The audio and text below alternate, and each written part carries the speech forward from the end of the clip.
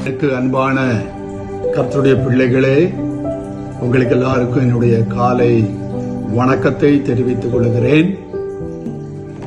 இன்றைய தினத்திலே உங்களுக்காக நான் ஒரு வாக்குதத்த வார்த்தையை சொல்லுகிறேன். உபாகமத்தின் புஸ்தகம் 28வது அதிகாரம் அதனுடைய 8வது வசனம்.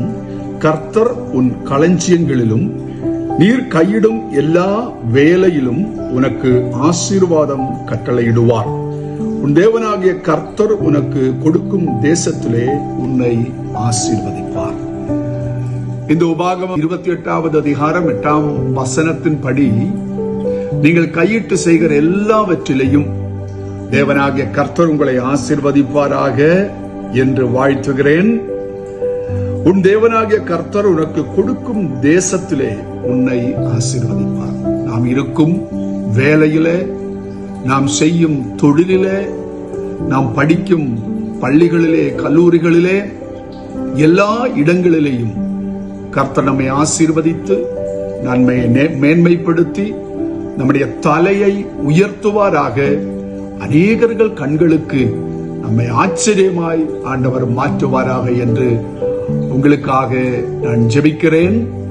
கண்களை மூடி நாம் ஜெபம் செய்வோம்.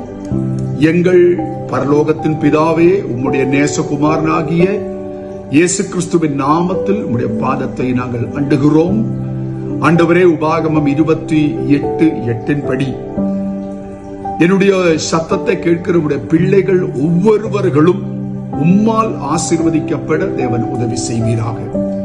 கர்த்தர் அவர்களை வைத்திருக்கும் இடங்களிலே, அவர்கள் வைத்திருக்கும் தேசங்களிலே, அவர்கள் செய்யும் வேலையிலே, அவர்கள் தங்கும் இல்லத்திலே, அவர்கள் படிக்கும் பள்ளியிலே, கல்லூரிகளிலே, அவர்கள் செய்யும் தொழில்களிலே, எங்கே ஆனாலும் அவர்கள் இன்றைய தினம் ஆமென் வெற்றியை அறுவடை செய்கிற தினமாய் மாறுவதாக என்று அன்பு பிள்ளைகளுக்காக ஜெபிக்கிறேன்.